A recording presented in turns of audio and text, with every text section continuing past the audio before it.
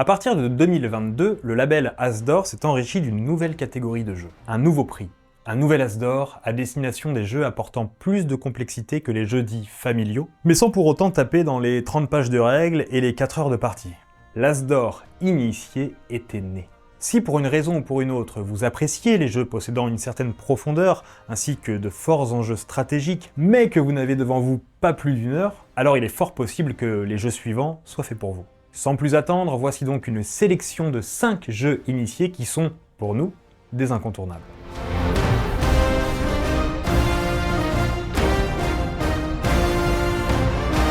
Avec ses quelques 3 millions d'exemplaires vendus à travers le monde, Splendor s'est rapidement propulsé au rang des grands best-sellers du jeu de société. Sorti en 2014, le titre, édité par Space Cowboy, vous met dans la peau de prestigieux marchands de pierres précieuses. Partez à la recherche des mines les plus fournies, des équipements les plus robustes et des artisans joailliers les plus renommés. Splendor est un engine building. Comprenez par là un jeu dans lequel vous allez devoir créer votre moteur de production. Sur la table, une sélection de cartes divisées en plusieurs niveaux. À votre tour, vous aurez le choix entre sélectionner un certain nombre de pierres précieuses à ajouter à votre réserve ou dépenser vos pierres pour acquérir des cartes. Mais à quoi servent ces cartes ? Eh bien, elles vous offrent en fait des réductions sur vos futurs achats.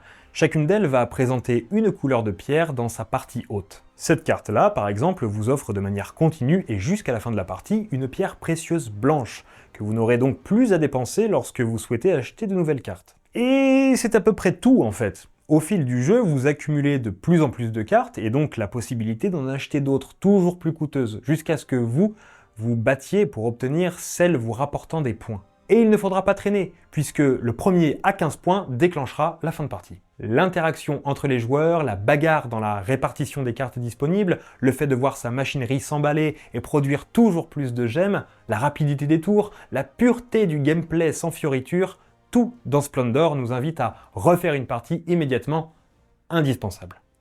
Course au point de victoire, construction de moteur et gestion de main, voilà à peu près ce qui nous attend dans le jeu suivant. Dans Res Arcana, vous incarnez des mages et tenterez le tout pour devenir le roi des arcanes. Lors de la mise en place, vous installerez sur la table plusieurs types de tuiles, des objets magiques qui aideront les mages dans leur quête de puissance, et des lieux qu'il vous faudra conquérir afin de vous rapprocher de la victoire.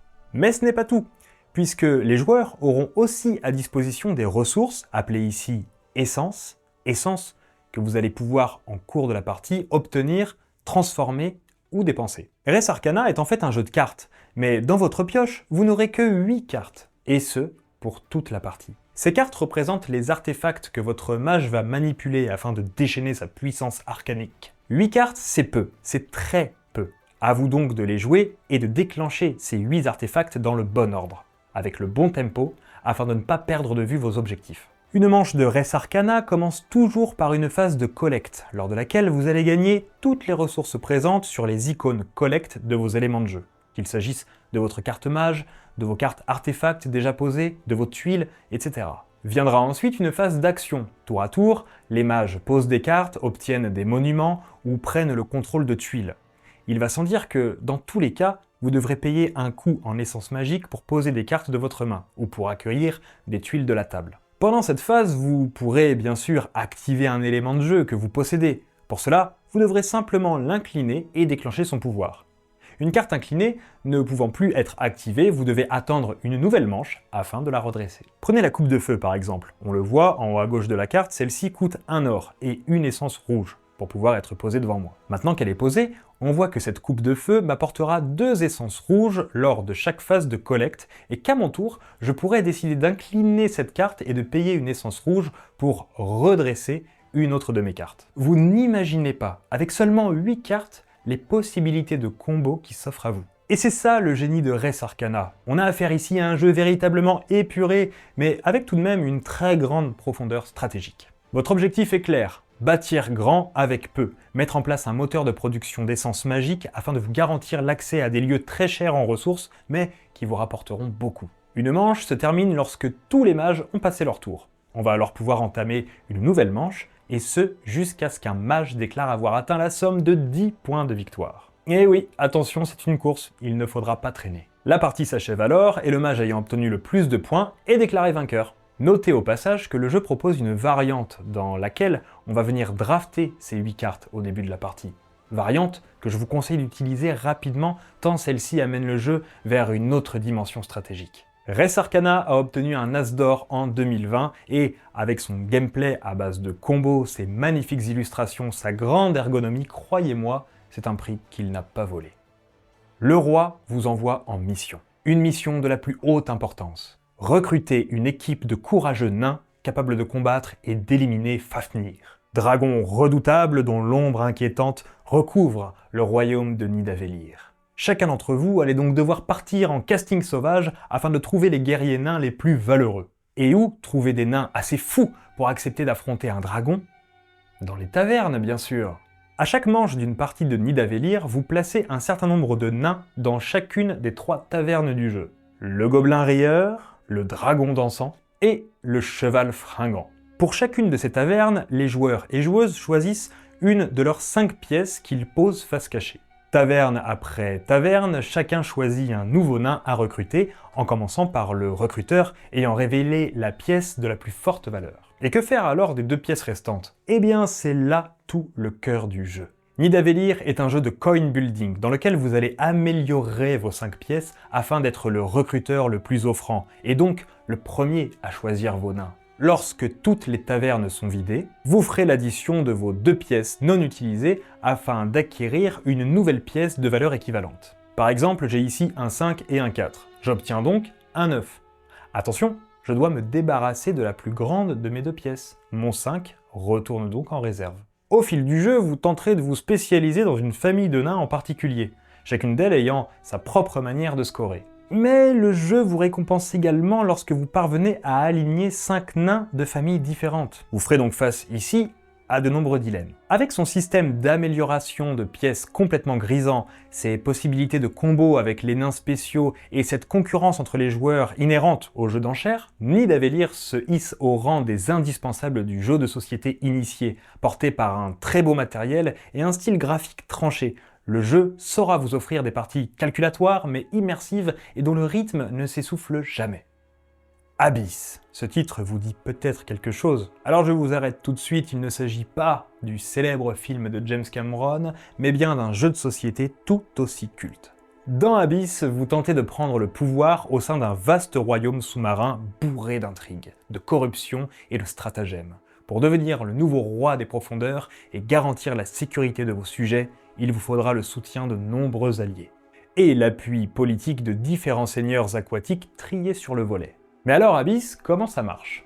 Rien de bien compliqué en fait. À votre tour, vous décidez d'agir dans l'une des 3 zones du plateau de jeu. Sur la partie haute se situent les alliés que vous allez tenter d'ajouter à votre main. Plongez au fond des mers afin de les recruter, afin de recruter les plus avantageux, mais attention, vos adversaires vont sans doute vous acheter ces cartes avant même que vous ne puissiez en profiter. Et oui, que voulez-vous, ces petites créatures portent leur allégeance aux plus offrants. Sur la partie centrale du plateau, il y a du monde. Ici, vous trouverez toutes les cartes alliées dont les joueurs n'ont pas voulu. Choisissez une couleur et prenez toutes les cartes de la pile. Ces alliés rejetés sont sans doute assez faibles, oui mais voilà, c'est un bon moyen d'en acquérir pas mal d'un coup. Enfin, sur la partie basse du plateau, vous pourrez dépenser vos précieuses cartes alliées pour recruter de grandes cartes seigneurs. Ces belles cartes vous offriront des points, des pouvoirs spéciaux et même des clés vous permettant d'accéder à des lieux secrets et à des trésors enfouis. Mélangeant le jeu d'enchères et le stop ou encore, Abyss vous plongera pendant environ 1 heure dans son univers sombre et mystérieux. Les 2 auteurs, Bruno Cathala et Charles Chevalier, signent avec Abyss un indispensable du jeu de stratégie. Au-delà de sa mécanique parfaitement huilée et tout à fait accessible, Abyss saura vous immerger dans son univers grâce à son matériel de qualité et aux sublimes illustrations de Xavier Colette. Sorti en 2014, nombreux sont les joueurs et joueuses ayant fait leurs premières armes sur ce titre. Vous ne l'avez jamais testé? C'est à votre tour. Seven Wonders vous invite à vous mettre dans la peau d'un maître bâtisseur à l'Antiquité.